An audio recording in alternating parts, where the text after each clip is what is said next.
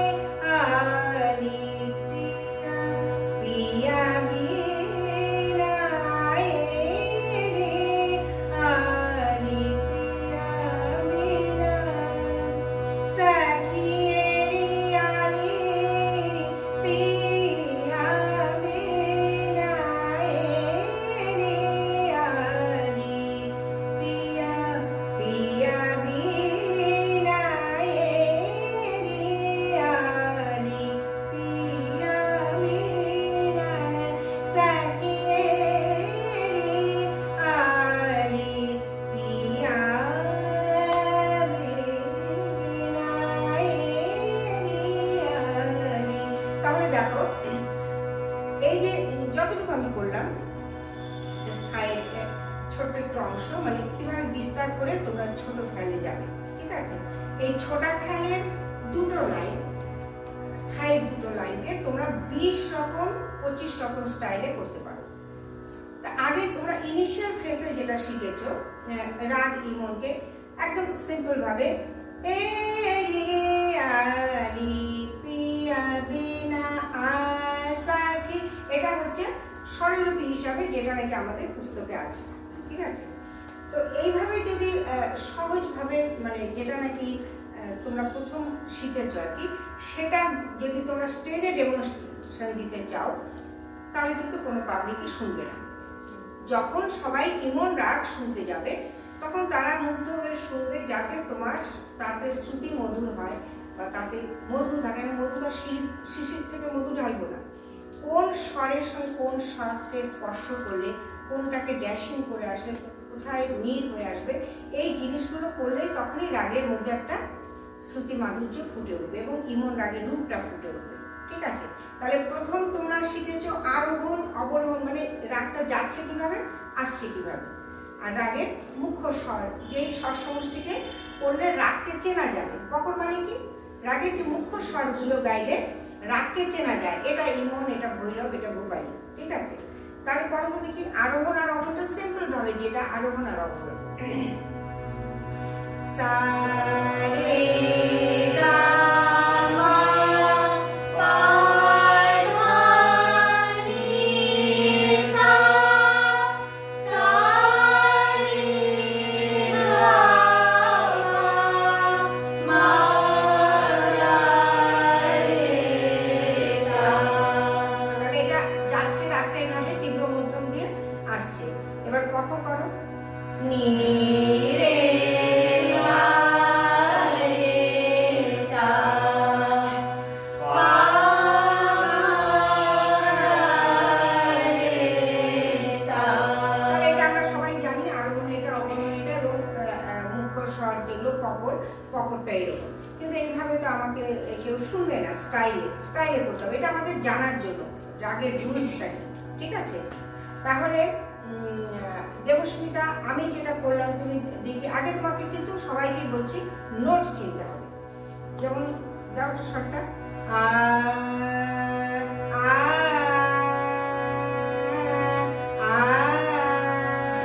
রে না, কি বললাম, কি নোট বললাম,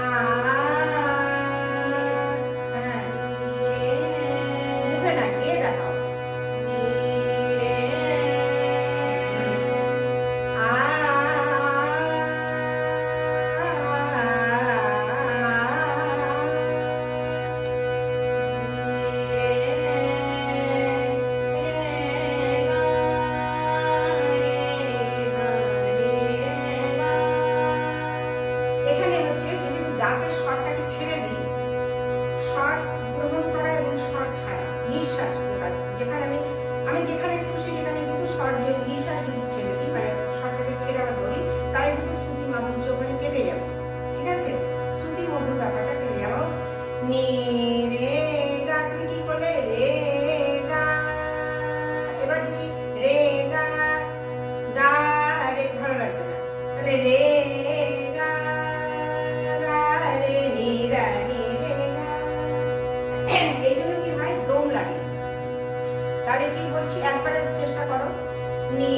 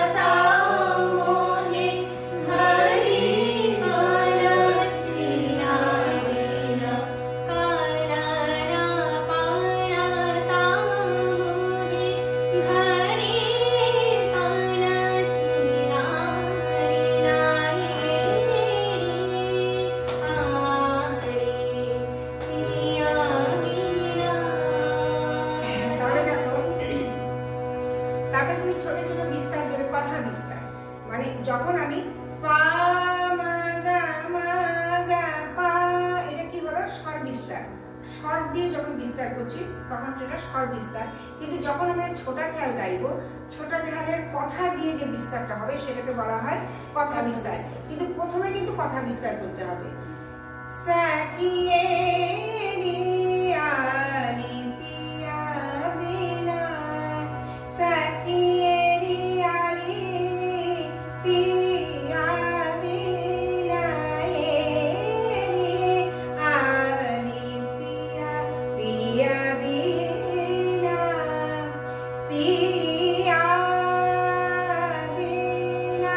কি হলো? পিয়া দিয়ে বেছে নেব, হয় পিয়া নয় সখী। প্রথম কাজটা আমি কি করলাম?